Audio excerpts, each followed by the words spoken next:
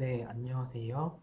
우리가 지난번 동영상 마지막 부분이 만약에 은행 이 First National Bank가 리저브가 0이 되면 그것을 해결할 수 있는 방법이 네 가지가 있다까지 이야기를 했었습니다. 동영상에서는 그 부분에 바로 이어서 어떻게 해결을 하는지 각각의 방법에서 어떻게 해결을 하는지부터 살펴보도록 하겠습니다. 첫 번째 해결 방법은 이렇게 다른 은행 혹은 기관으로부터 어, 리저브 필요한 만큼을 빌려오는 방법이 되겠습니다. 그러면 이렇게 왼편과 오른편이 균형이 맞아야 된다라고 했죠. T 어카운트에서는. 그래서 이렇게 외부 금융기관 다른 금융기관에서 9밀리언만큼을 빌려왔고 그래서 이 빌려온 만큼을 리저브 9밀리언만큼을 리저브로 이렇게 올릴 수가 있겠습니다. 어, 그러면 이렇게 디포짓이 지금 총 90밀리언이 있는데 이제 그거의 10%에 해당하는 9밀리언만큼이 리저브로 딱 쌓여 있는 거니까 우선은 규정한 대로는 하고 있는 거죠. 최소한은 맞춰져 있는 거죠. 이제 그럼에도 불구하고 이렇게 바로잉을 해왔을 때 당연히 이제 돈을 빌려 왔으니까 돈을 누가 공짜로 빌려주겠어요? 그러니까 그 빌려온 대가를 지불을 해야 되겠죠. 이제 그런 뭔가 문제, 단점이라면 그런 것이 단점이라고 할 수가 있겠습니다. 이제 두 번째는 이 은행이 First National Bank가 투자를 하고 있던 주식 혹은 채권을 팔아서 그 판 만큼을 리저브로 이동시키는 것이 되겠습니다. 그래서 아까 지금 여기 그 끝날 때 지금 보시면 시큐리티가 10밀리언이 있었는데 지금 여기서 9밀리언만큼의 시큐리티 투자해있던 것을 팔아서 9밀리언만큼을 리저브로 옮긴 케이스입니다. 그렇기 때문에 여기 오른편의 라이어빌리티 측면에서는 아무 변동이 없겠고요. 그럼에도 불구하고 이 시큐리티를 판매를 하게 되는 경우의 문제는 우리가 개인이 주식을 사거나 팔거나 할 때에도 다 거래 수수료 세금이 붙는데 이런 어떤 거래 비용이 발생을 한다라는 것입니다. 그리고 만약에 이거는 교과서에는 안 나왔는데 생각을 해보세요. 어, 채권의 만기가 1년이야. 근데 내가 지금 6개월째까지 들고 있었어.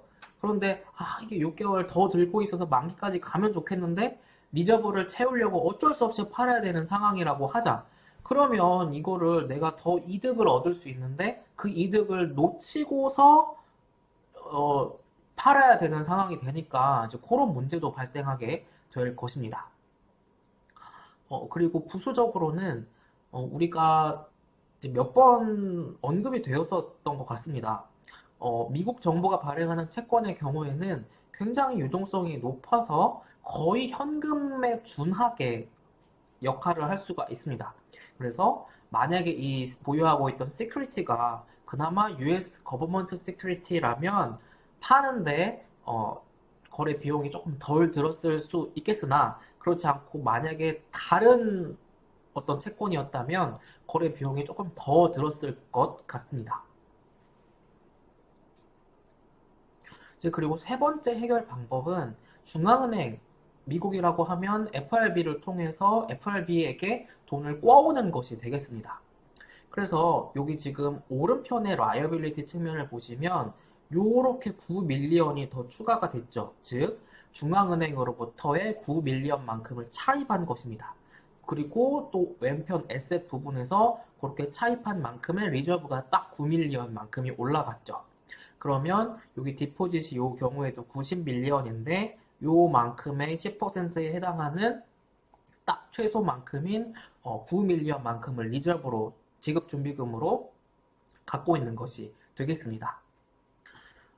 그런데 이 경우에도 돈을 어쨌든 빌려온 거죠. 중앙은행한테 돈을 빌려온 경우입니다. 그러면 중앙은행은 그러면 돈을 이런 일반 퍼스트 내셔널 뱅크 같은 상업은행들에게 공짜로 돈을 빌려주냐?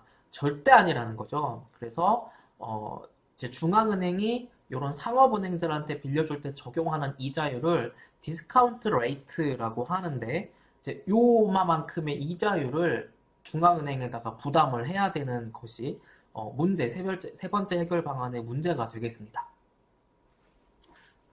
그리고 네 번째는 우선은 결론은 이따가 말씀을 드릴 건데 어, 이 필요한 9밀리언만큼의 어떤 유동성을 지금 빨리 확보를 하기 위해서 만기가 안 된 남았는데 고객한테 나갔던 대출을 빨리 회수 혹은 뭐 빨리 갚으라고 독촉을 하는 그런 경우입니다. 그래서 여기에서는 어떻게 해결을 한 거냐? 지금 여기 앞에서 보면 론이 90입니다. 론이 90인데 여기 지금 마지막 네 번째 해결 방안에서는 요 론 중에 90만큼의 구를 빨리 갚아라. 아니면 지금 회수를 좀 지금 좀 갚아주십시오. 이렇게 고객한테 부탁을 해서 그만큼을 이렇게 리저브로 이렇게 돌린 것이 되겠습니다. 그래서 여기 오른편의 라이어빌리티 측면에서는 아무 변동이 없는 것이 되겠고요. 근데 그럼에도 불구하고 이 네 번째는 상당히 은행한테는 불리한, 그러니까 가장 최후의 보루라고 해야 되나? 그런 게 될 것입니다. 왜냐하면 은행은 어떻게 돈 번다? 고객한테 적금 받아서 대출 줌으로써 그러니까 돈 필요한 사람한테 기업한테 대출해 줌으로써 돈 버는 돈 버는 회사가 이 상업은행인데 아니 고객한테 돈을 1년 기한으로 빌려줬는데 지금 6개월이 남았다 치자. 그런데 갑자기 고객한테 가서 죄송하지만 돈을 좀 빨리 갚아주시면 안 될까요? 이렇게 하려면 은행은 상식적으로 예를 들어서 10%의 이자율을 적용했다라고 하면 죄송하지만 돈을 미리 갚아주시면 저희가 이자를 얼마만큼 까드리겠습니다. 아니면 총 고객이 빌려간 대출금이 100만 원이라고 하자. 그러면 몇 개월 일찍 갚아주시면 100만 원 다 안 갚으셔도 되고 90만 원만 갚으시면 됩니다. 뭐 이렇게 해줘야 되겠죠. 그래야 고객도 이제 기브 앤 테이크가 있어야 이게 되는 거잖아. 그래서 이렇게 이 네 번째 리듀스 론을 하는 방식은 상당히 코스틀리한 방법, 비용이 은행한테 비싼 방법이 되겠습니다. 그러니까 대가가 굉장히 큰 거죠. 그리고 여기 두 번째 점에 약간 어려운 영어 단어가 나오긴 했는데 이렇게 하면 고객은 다음부터 그 은행이랑 거래를 하려고 하겠어요? 아니 1년을 약속을 하고 돈을 빌려갔어. 내가 꼬박꼬박 매월마다 이자도 잘 갚고 있어. 그런데 갑자기 어느 날 그 은행이 와가지고 돈 미리 갚으래. 아니 무슨 날벼락이야 이게 고객 입장에서는. 그러면 이제 그 고객은 다음부터는 다른 은행이랑 약속 잘 지킬 다른 은행이랑 거래를 하게 되겠죠. 이제 이런 문제점들이 있다라는 거죠. 요 네 번째 해결 방법의 경우에는. 그리고 아주 그 발생을 하는 경우이기도 한데 이제 국민은행이 A라는 고객한테 대출을 100만 원 해준 거를 이제 국민은행이 갑자기 리저브 9밀리언만큼이 필요해서 이 국민은행이 A 고객한테 해준 대출을 신한은행한테 팔아버리는 거지. 돈을 받고. 이제 그러한 방법이 있을 수 있겠습니다. 이제 그런데 이러한 경우에도 그러면 신한은행이 대출을 사가려고 할 때 의심의 눈초리로 국민은행을 쳐다보겠죠. 이거 니네 이거 문제 있는 대출이라서 우리한테 팔려고 하는 거 아니야? 뭐 이런 식이 되는 거죠. 쉽게 생각을 해보시면.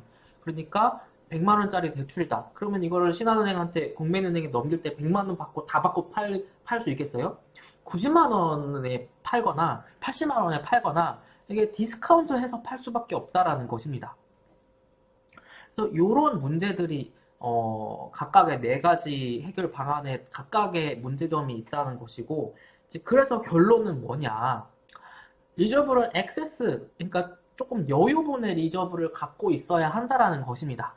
그렇게 해야 디포짓 아웃플로우가 발생했을 때 어떤 이게 보험의 역할로 뭔가 쿠션 역할로 리저브가 이렇게 마이너스로 내려간다든지 그런 거 없이 은행이 충분히 뭔가 대응을 할 수 있다라는 것이 되겠고,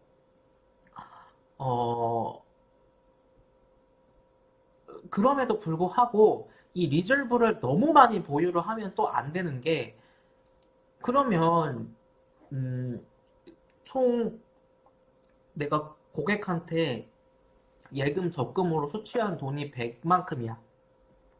그러면 이제 은행은 최소인 10만큼을 리저브로 둘 것이냐, 아니면 조금 더 많이 11을 줄 것이냐, 12를 줄 것이냐, 13을 줄 것이냐, 뭐 이게 결정을 해야 되는 거죠. 쭉쭉쭉. 그러면 이게 결국은 이 10을 하면 나머지 90 가지고 돈을 벌겠다는 거고, 11만큼을 리저브로 두면 나머지 89만큼 가지고 돈을 벌겠다는 거고, 12면 88, 뭐 이런 식으로 리저브를 내가 많이 두면 둘수록 내가 돈 벌 수 있는 거는 적어지는 거죠. 즉 그러니까 이게 어떤 이 트레이드 오프가 있기 때문에 리저브를 너무 많이 갖고 가기도 그렇고, 그렇다고 너무 조금 가져가기도 이제 그런 거죠.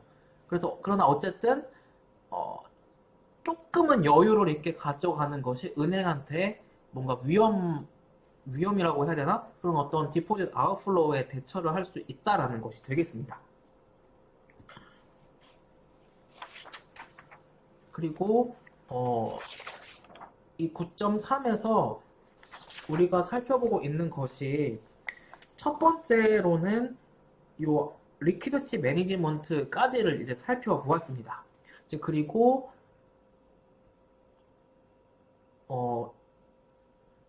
에셋 매니지먼트를 은행이 어떻게 하는지를 살펴보도록 하겠습니다. 에셋 매니지먼트 측면은 좀 간단합니다. 단순하죠. 뭐냐면 이런 세 가지 목표를 가지고 이런 네 가지 툴을 사용하게 됩니다. 고객들로부터 예금 적금을 수취를 했어. 그러면 그렇게 확보한 이제 은행 입장에서의 그걸 가지고 돈을 벌어야 되는 거죠. 그래서 은행에게 수익을 안겨줄 수 있는 론이나 아니면 주식이나 채권에 투자하는 이제 그런 어떤 수익을 얻는 활동을 하게 될 것입니다. 이제 그럼에도 불구하고 그러면서 너무 리스크 테이킹을 많이 할 수는 없고, 그리고 또 유동성을 너무 많이 가져가기도 그렇지만 너무 덜 가져가기도 그렇고, 어쨌든 적당한 만큼의 유동성을 또 유지를 해야 되는 거죠. 그래서 이 세 가지 목표를 가지고 은행은 에셋 매니지먼트를 하게 됩니다. 그리고 이와 같은 세 가지 목표를 달성하기 위해서 첫 번째 툴로서 은행은 즉 누구한테 돈을 대출을 해줄까를 계속 고민을 하게 됩니다. 이제 그럼에도 불구하고 최대한 그 고객으로부터 돈 빌려준 대가로 이자는 많이 받되, 은행이 돈을 떼먹히면 또 안 되겠죠. 그러니까 신용이 너무 나쁘진 않지만 나한테 돈을 잘 갚을 수 있는 고객을 잘 찾아서 선정해서 최대한의 이자를 받으면서 은행은 돈을 벌려고 할 것입니다. 그리고 또 은행도 투자를 하는데 하이 리스크, 하이 리턴, 그리고 로우 리스크인 주식이나 채권 같은 거를 통해서 이와 같은 증권에 투자를 하게 될 것이고, 이 투자를 할 때에 당연히 은행도 분산 투자를 하게 됩니다. 뭐 어떤 한 종목에 몰빵을 하게 되면 그 회사가 망하면 내가 가진 주식이나 채권 다 휴지 조각 되는 거기 때문에 여러 회사, 여러 국채, 뭐 회사채, 뭐 여러 가지 금융 상품에 다 나눠서 투자를 하게 됩니다. 그리고 할 때에 이런 유동성을 고려를 해야 된다는 것인데, 아무래도 만기가 길어질수록 채권도 유동성이 떨어진다고 우리가 공부를 했던 것처럼, 그래서 은행이 투자를 할 때에도 유동성이 굉장히 높은 금융상품부터 유동성이 굉장히 떨어지는 금융상품까지 뭐 여러 가지 투자를 할 텐데, 그 와중에 어떤 밸런스를 맞춰야 된다라는. 그리고 또 다음으로 은행은 요 부채 관리를 해야 된다라는 것이 되겠습니다. 요 리퀴디티 매니지먼트 부분에서는 고객 그러니까 은행 입장에서 고객으로부터 예적금 받는 거도 라이어빌리티죠. 근데 그 내용은 너무 기본적인 내용이라 여기 빠져 있는 것 같습니다. 그래서 여기서는 어떤 이런 페더럴 펀즈 마켓을 통해서 다른 어떤 금융기관으로부터 돈을 빌려오는 것, 뭐 그러한 라이어빌리티에 대한 매니지먼트를 이야기를 하고 있습니다. 가장 첫 번째 나오고 있는 부분은 이렇게 머니 센터 뱅크라고 하는 것인데, 뭐 이거는 그냥 은행 중에서도 좀 큰 은행을 생각을 하시면 되겠습니다. 뭐 우리나라에 있는 뭐 시중은행 큰 은행들, 뭐 국민은행, 하나은행 그런 은행들 생각하시면 되겠고, 미국으로 생각하면 뭐 시티은행 같은 큰 은행들이 이런 머니센터 뱅크에 해당한다. 과거에는 은행들의 규모가 지금처럼 크지도 않았고 그냥 다 조금 조그만한 은행들이었어서 어떤 A라는 은행이 B라는 은행한테 가서 대출 돈을 빌릴 때에도 많이 빌릴 수 없었고 빌리기도 힘들었다. 그런데 점점 현대로 올수록 어떤 은행도 규모가 커지면서 이런 머니센터 뱅크가 점점 생겨나게 되었고 이제 작은 은행 상대적으로 작은 은행들은 이제 그런 은행들한테 가서 돈을 빌리기가 더 쉬워졌죠. 그럼에도 불구하고 한편으로는 이 세 번째 점에서 체커블 디포짓 같은 디포짓은 은행들한테 있어서 역할이 중요성이 점점 떨어지게 되었다라는 것이고 이 용어는 하나 기억을 해두셨으면 좋겠는데 우리 시험을 떠나서 Asset Liability Management 즉 왜 이 은행이 ALM이 되게 중요한지를 바로 이 9단원 더 뒤에 가서 뒷부분에서 볼 텐데 이 라이어빌리티 매니지먼트의 일환으로 은행 어떤 밸런스 쉿 상에서 어떤 적정한 에셋 라이어빌리티의 어떤 규모라든지 밸런스를 유지하는 것이 굉장히 중요하다고 할 수 있겠습니다. 그리고 CD를 통해서 다른 은행으로부터 돈을 빌리기도 하는데 이제 그러한 비율이 점점 증가를 했다. 반대로 체커블 디포짓은 아까 이야기한 대로 점점 그 중요성은 떨어지고 있다라는 것입니다. 반대로 이제 요 마지막 부분은 사실 이제 론에 대한 이야기를 하고 있어서 이게 그 라이어빌리티 매니지먼트라고 하기보다는 에셋 측면인데 은행의 에셋 측면인데 과거에 비해서 은행의 어떤 고객한테 대출해주는 부분이 훨씬 더 늘어났다라는 것이 되겠습니다. 이제 그리고 이제 요 9.3 부분에서 마지막으로 나오는 것이 은행의 적정한 자본 적정성 관리입니다. 앞에서 살펴보았던 것처럼 뭐 은행뿐만이 아니라 많은 대부분의 기업이 이렇게 asset, liability, capital 혹은 equity라고 이렇게 자기 자본을 이렇게 밸런스 쉿이 구성이 되어 있습니다. 그런데 이제 요 부분에 관한 이야기를 여기에서 캐피털 어데쿼시 매니지먼트에서 하고 있는데 적정한 양의 자기 자본을 유지를 해야 한다라는 것이 되겠습니다. 만약에 적정한 양의 자기 자본이 유지가 되지 않으면 도산, 파산, 부도를 맞게 될 수도 있겠고요. 그리고 BIS 자기 자본 비율 뭐 이런 것처럼 아예 이런 뱅크 페일리어를 막기 위해서 금융 당국에서 최소한 자기 자본 비율의 몇 %는 유지를 해라 라고 이렇게 그 규정으로 아예 있기도 합니다. 첫 번째 부분으로 가서 뱅크 캐피탈이 많거나 혹은 적거나 한 것이 뱅크 페일리어에 어떤 영향을 미치는지를 한번 예시를 통해서 살펴보도록 하겠습니다. 자, 예시를 보면 여기 하이 캐피탈 뱅크라는 은행과 로우 캐피탈 뱅크라는 은행이 있습니다. 밸런스 쉿은 동일한데 뭐만 다르냐면 하이 캐피탈 뱅크는 캐피털 투 어셋이 10%입니다. 그래서 지금 보시면 요 하이 캐피털 뱅크는 요 에셋 측면에서든 라이어빌리티 측면에 있어서는 총 자산이 100달러입니다. 100밀리언 달러입니다. 근데 그 중에 뱅크 캐피털이 10%인 10밀리언이죠. 그리고 로우 캐피털 뱅크도 마찬가지로 토탈 에셋이 100밀리언 달러인데 이 로우 캐피털 뱅크의 경우는 차이점이 이렇게 자기 자본이 4%밖에 안 되는 100 곱하기 4 해서 4밀리언 달러밖에 없습니다. 그래서 요 은행과 요 은행의 자기 자본이 서로 다른 것이 되겠습니다. 그런데 만약에 어떤 2008년 글로벌 금융위기처럼 어떤 경제 상황이 갑자기 좋지 않아서 고객들한테 빌려줬던 대출 중에 5밀리언 달러가 부실로 판단이 되었다라고 하자. 그러면 이 5밀리언만큼을 어디선가 까야 되는데 이 자기 자본이 상대적으로 적은 로우 캐피털 뱅크는 그러면 문제가 발생하게 된다는 것입니다. 자, 앞에 화면에서 하이 캐피털 뱅크의 로운이 90, 로우 캐피털 뱅크의 로운도 90만큼을 고객한테 대출을 해줬다. 그런데 5밀리언만큼이 부실이야. 그래서 5밀리언만큼을 까고 이렇게 85, 85가 두 개 은행이 다 되었습니다.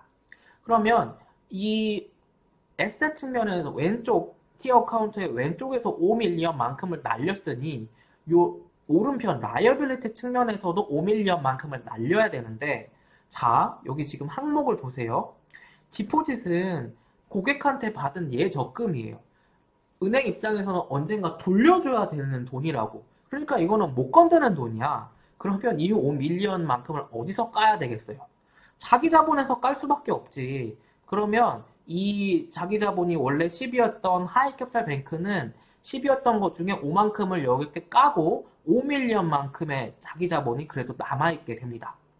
그런데 로우 캐피탈 뱅크는 아까 자기 자본이 4밀리언만큼밖에 없었죠. 근데 거기서 5밀리언을 깠어. 그럼 이게 마이너스 1밀리언, 그러니까 우리나라 말로 하면 이런 거를 자기 자본 잠식 상태라고, 자본 잠식 상태라고 이야기를 합니다. 그러면 이 은행은 파산인 거가 되겠습니다.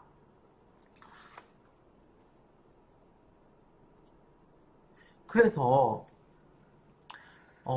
자기 자본으로 조금 여유 있게 갖고 있었던 하이 캐피탈 뱅크는 일종의 쿠션을 가지고 있었던 것입니다. 그런데 로우 캐피탈 뱅크는 그에 비해서 상대적으로 쿠션을 적게 갖고 있어서 같은 충격을 맞았는데 이게 깨어나지 못하는 이 마이너스 1밀리언이라는 자본 잠식에 들어가게 된 거죠. 이건 뭐냐? 영어 표현으로 인솔번트라고 경제나 금융에서 많이 나오는 말인데 지급 불능, 즉 고객들이 맡긴 예적금을 돌려주지 못하는 상황에 이제 오게 됩니다.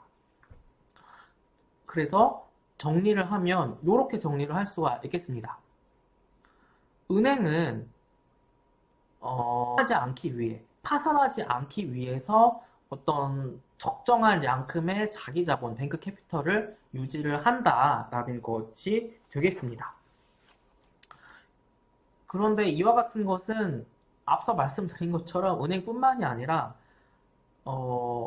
이제 요만큼 해당하는 자기 자본을 일반 기업도 다 적정한 만큼의 자기 자본을 갖고 있어야 어떤 위기가 왔을 때 뭐 요런 거를 쿠션 역할을 할 수 있는 것처럼 이 은행도 이렇게 자기 자본을 어느 정도 적정한 만큼을 유지를 해야 하는 것이 되겠습니다.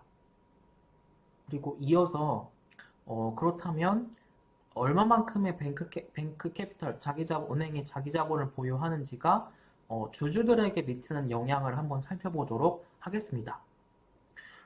이러한 것을 살펴보기 위해서 우리 교과서에서는 이렇게 두 가지 어떤 지표를 이야기를 하고 있습니다. 첫 번째는 ROA라는 것이고 두 번째는 ROE라는 것입니다. 주식을 한 번이라도 해보신 분들은 혹은 어떤 뭔가 주변 분들 중에 주식을 하는 분들이 있는 경우 이 ROA나 ROE라는 것을 들어보신 적이 있을 것입니다. 혹은 재무관리를 수업을 들으신 분들은 또 이제 그때 ROA, ROE를 어떤 재무 비율, financial ratio 여러 가지 배울 때 또 공부를 했었죠. 이 ROA라는 것은 지금 보시면 Return on Asset입니다. 그러니까 여기 분자가 return이고 분모가 asset인 것입니다. 그래서 그 은행이 지금 우리는 은행 얘기를 하고 있으니까 그 은행이 가진 총 자산 대비 자산을 이용해서 얼마만큼의 리턴을 얻었나라는 것. 그래서 어떻게 은행이 얼마나 efficient, 효율적으로 운영되고 있는가를 보여주는 지표가 ROA라고 할 수 있겠고, ROE는 Return on Equity입니다. 그래서 요 위에는 return이라는 게 똑같은데 요 밑에가 equity입니다. 그래서 이거는 그 주주 입장에서 주주들이 투자한 이 주식으로 이 기업에 투자해준 돈 대비 이 회사가 얼마만큼의 리턴을 냈나라는 것. 그러니까 이게 조금 보여주는 측면이 다른 거죠. 그래서 주주들한테 얼마만큼의 이득을 이 은행이 기업 활동의, 영업 활동의 결과로 주고 있는가를 보여주는 것이 ROE라고 할 수가 있겠습니다. 그리고 이와 같은 ROA와 ROE는 equity multiplier라는 것을 통해서 뭔가 관계를 맺고 있는데 이와 같은 EM이라는 것은 equity capital 당 asset을 나타냅니다. 그래서 쉽게 말하면 요 asset 은행의 총 자산을 주식으로 그러니까 자기 자본으로 나눈 것이 되겠습니다. 그래서 이러한 것이 equity multiplier인데 자, 우리는 여기서 어떤 장난을 쳐보도록 하겠습니다. 뭐냐면 자, 여기 왼편에 보시면 net profit 결국 return이고 밑에가 capital입니다. 이제 그리고 요 오른편에도 보시면 여기가 return이고 요 분모가 요 두 번째 항의 분모가 capital입니다. 그런데 우리는 여기다가 곱하기 1을 해본 거죠. 그래서 요 asset분의 asset이라는 것을 이렇게 곱하기를 수학에서 많이 하죠. 이런 거 장난을 쳐본 것이 되겠습니다. 그리고 혹은 재무관리 시간에 듀퐁 레이시오를 들어보신 공부를 해보신 분들은 그냥 그거랑 똑같이 장난친 거예요. 곱하기 1 해가지고. 그래서 이제 요것을 이제 요 덩어리와 요 덩어리 두 개의 요 덩어리로 나눠볼 수 있겠다라는 것입니다. 그리고 요거를 잠깐 다시 살펴보면 이렇게 이 한 덩어리를 요 두 덩어리로 나눠보고 났더니 가만 있어 봐봐. 그러면 요 앞에 있는 덩어리는 우리가 앞에서 봤던 것 중에 ROE잖아. 그러면 요 덩어리는 ROA잖아. 그리고 요 덩어리는 EM이잖아. 라는 요런 ROE는 ROA 곱하기 EM이라는 관계가 나타나게 됩니다. 그래서 이러한 관계 ROE는 ROA 곱하기 EM이라는 것, 요 관계를 통해서 우리가 앞에서 살펴보았던 하이 캐피탈 뱅크와 로우 캐피탈 뱅크 이 두 개의 은행의 자기 자본이 달랐죠. 하이 캐피탈 뱅크는 10, 로우 캐피탈 뱅크는 4만큼을 자기 자본으로 갖고 있었습니다.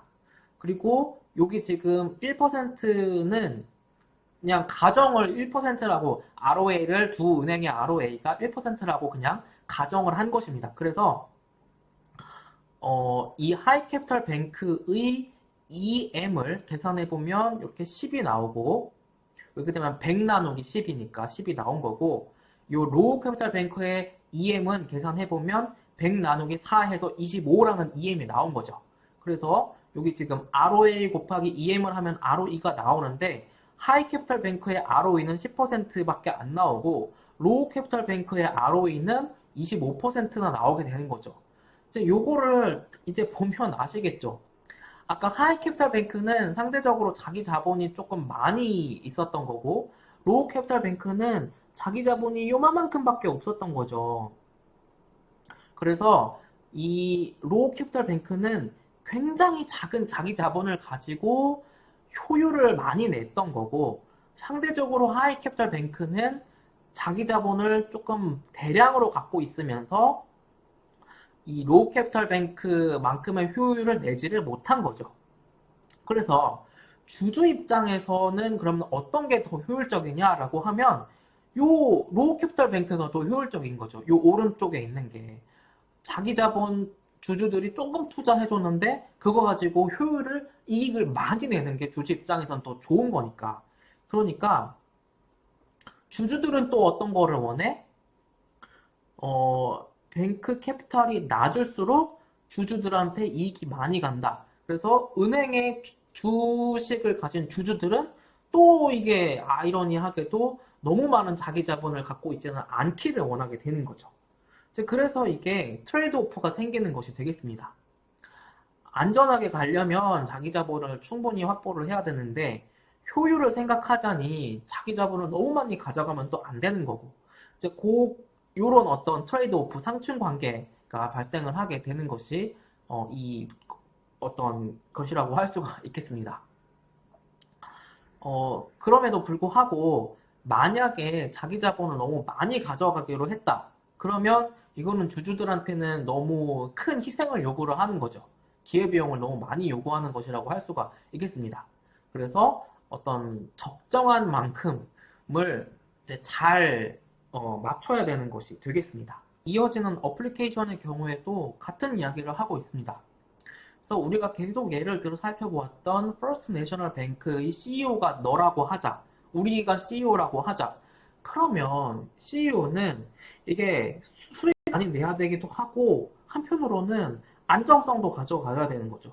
그러면 얼마만큼의 리저브를 갖고 갈 것인가 아니면 얼마만큼의 자기 자본을 유지를 할 것인가를 결정을 해야 되는 건데 이제 우리 교과서에서는 이제 한번 다시 살펴보라는 교훈으로 앞에서 우리가 살펴보았듯이 뱅크 캐피탈이 숏펄 부족하게 되면 어떤 은행가처럼 뭐 론을 갑자기 고객한테 대출을 좀 빨리 갚으라고 요구를 한다든지 그런 어떤 희생을 해야 되는 것도 있고 또 대출을 더 이상 못 해주는 것이 발생할 수도 있다라는 문제가 있을 수 있겠습니다. 그리고 그러한 어떤 은행이 더 이상 대출을 못 해주는 것을 이렇게 크런치라고 이야기를 합니다. 크레딧 크런치라고 이야기를 합니다. 그런데 글로벌 금융위기 때에는 많은 금융기관들이 어떤 경영이 어려워져서 자기 자본이 거의 바닥날 수 있는 그런 캐피털 크런치가 발생했고 그러다 보니 크레딧 크런치까지 이어졌다라는 것이 되겠습니다. 그러다 보니 은행이 대출을 못 해주면 어떤 문제가 발생하게 된다? 파이낸스, 금융이라는 거에 가장 기본이 뭐라고 했어요? 돈이 있는 사람들로부터 돈을 필요로 하는 사람들에게 이것을 잘 흘러갈 수 있도록 연결시켜주는 것이 금융중개기관, 특히 은행의 역할인데 은행이 그 역할을 못하면 경제 성장이 안 되는 거지. 국가 어떤 차원에서. 그러니까 이 글로벌 금융위기 때에 어떤 뭐 다큐멘터리 같은 거 아니면 무슨 글로벌 금융위기 때를 다뤘던 영화 같은 거를 보시면 이제 미국 정부가 그리고 FRB 중앙은행이 긴급하게 나서서 이와 같은 어떤 문제를 크레딧 크런치를 해결하기 위해서 역할을 했었죠. 그래서 이렇게 뱅크의 어떤 캐피탈이 충분하지 않거나 하게 되면 대출을 많이 충분하게 해주지 못하게 되고 전체적으로는 결론적으로는 경제 성장에도 이어지지 않게 된다. 경제에도 원활한 어떤 자금 공급을 못 해주게 된다라는 문제가 있다라는 것이 되겠습니다. 네, 그러면 우리가 이번 동영상에서는 여기까지 공부하도록 하겠습니다.